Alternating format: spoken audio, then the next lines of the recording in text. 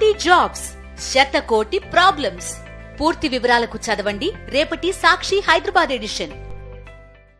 తెలంగాణలో skill university నిధులపై CM Revanth, BRS నేత కేటీఆర్ మధ్య మాటల యుద్ధం సాగుతోంది. ఇద్దరు నేతలు ఒకరినొకరు వ్యక్తిగతంగా కమెంట్స్ చేసుకుంటున్నారు. స్కిల్ యూనివర్సిటీకి అదాని ఇచ్చిన 100 కోట్లు తీసుకోవడం లేదని సీఎం రేవంత్ సోమవారం ప్రకటించారు. రాహుల్ గాంధీ ముటిక్కాయలు వేయడం వల్లనే ఆ 100 కోట్లు తిరస్కరించారని కేటీఆర్ మరోసారి గట్టిగా కౌంటర్ ఇచ్చారు. ఇద్దరు నాయకుల కమెంట్స్ ఒకసారి చూద్దాం. తెలంగాణలో ఏడాది క్రితం ఏర్పాటైన కాంగ్రెస్ ప్రభుత్వానికి ప్రధాన ప్రతిపక్షం బీఆర్ఎస్ నుంచి సవాళ్లు రోజు రోజుకు పెరుగుతున్నాయి. రేవంత్ నియోజకవర్గం కొడంగల్లోని లగచర్ల గ్రామంలో జరిగిన ఘటనతో రాష్ట్ర రాజకీయాలు మరింత వేడెక్కాయి. అధికార ప్రతిపక్షాల మధ్య మాటల యుద్ధం తీవ్ర స్థాయిలో జరుగుతోంది. ఫ్యూచర్ సిటీలో సీఎం రేవంత్ శంకుస్థాపన చేసిన స్కిల్ యూనివర్సిటీకి వచ్చిన నిధులపై కూడా దుమారం రేగింది. ఇదే అంశం ఆధారంగా బీఆర్ఎస్ వర్కింగ్ ప్రెసిడెంట్ కేటీఆర్ ముఖ్యమంత్రి రేవంత్ రెడ్డిపై మాటల తూటాలు విసురుతున్నారు. దీంతో స్కిల్ యూనివర్సిటీకి అదానీ గ్రూప్ ఇచ్చిన 100 కోట్ల విరాళాన్ని వద్దని చెప్పమని రేవంత్ ప్రకటించారు.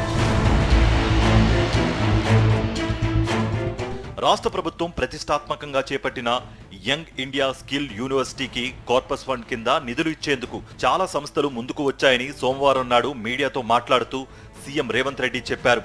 అందులో భాగంగానే అదానీ సంస్థ 100 కోట్లు ఇచ్చేందుకు సిద్ధమైందని తెలిపారు. ఇతర సంస్థల నుంచి ఒక్క రూపాయి కూడా తీసుకోలేదని రేవంత్ చెప్పారు. బీఆర్ఎస్ వర్కింగ్ ప్రెసిడెంట్ కేటీఆర్ సైకోరామ్ గా మారాడని రేవంత్ కామెంట్స్ చేశారు. విచారణ వచ్చిన దానికి విచారణ ఎదుర్కోకుండా ఏందేందో వాదనలు తీసుకొస్తారు. ఒకటి పిచ్చిగా ఒకటి క్లారిటీ పెట్టుకో, సైకోరామ్ అంటే తెలుసు కదా, అంతే. ఇక ఆయన పరిస్థితి ఆయనకే అర్థం కావట్లేదు. ఆయన పక్కలో ఉన్న వాళ్ళే పక్కకు వచ్చి ఫోన్ చేస్తారు, అన్న ఇది పిచ్చిలేసినట్టుంది, ఏందేదో మాట్లాడుతుండు. కాబట్టి ఇప్పటి నుంచి సైకోరామ్ అని ఫిక్స్ అయిపో. Thank you. ముఖ్యమంత్రి రేవంత్ తనను సైకోరామ్ గా సంబోధించడంపై బీఆర్ఎస్ వర్కింగ్ ప్రెసిడెంట్ కేటీఆర్ మండిపడ్డారు. రాహుల్ గాంధీ మొట్టికాయలు వేయడం వల్లనే సీఎం రేవంత్ అదానీ గ్రూప్ 100 కోట్లను తిరస్కరించాడని కేటీఆర్ అన్నారు. ముఖ్యమంత్రి అనుముల రేవంత్ రెడ్డి కాదు, అబద్ధాల రేవంత్ రెడ్డి అంటూ కామెంట్స్ చేశారు. చిట్టినాయుడుకి చిప్ దొబ్బిందని అన్నారు. తనను సైకోరామ్ అన్న రేవంత్ సన్నాస, శాడిస్టా అని ప్రశ్నించారు. సరే, నేను ప్రశ్నిస్తే నేను సైకో, నేను అడుగుతున్నా, తెలంగాణని ఒక దొంగోడికి దోచిపెడుతున్నావు కదా, ఒక గజ దొంగకు నువ్వు సన్నాసివా, శాడిస్టువా, ఏంటిది నువ్వు? మరి తెలంగాణ వనరులను ఇంత దుర్మార్గంగా దోచిపెడుతూ మీదికెళ్ళి ఇవాళ నువ్వేదో శుద్ధపూస ముచ్చట్లని చెప్పినావు. నిన్న చెప్పి మళ్ళీ మీ అనుంగు పత్రికలు ఇవాళ వచ్చింది, Adani is here to stay.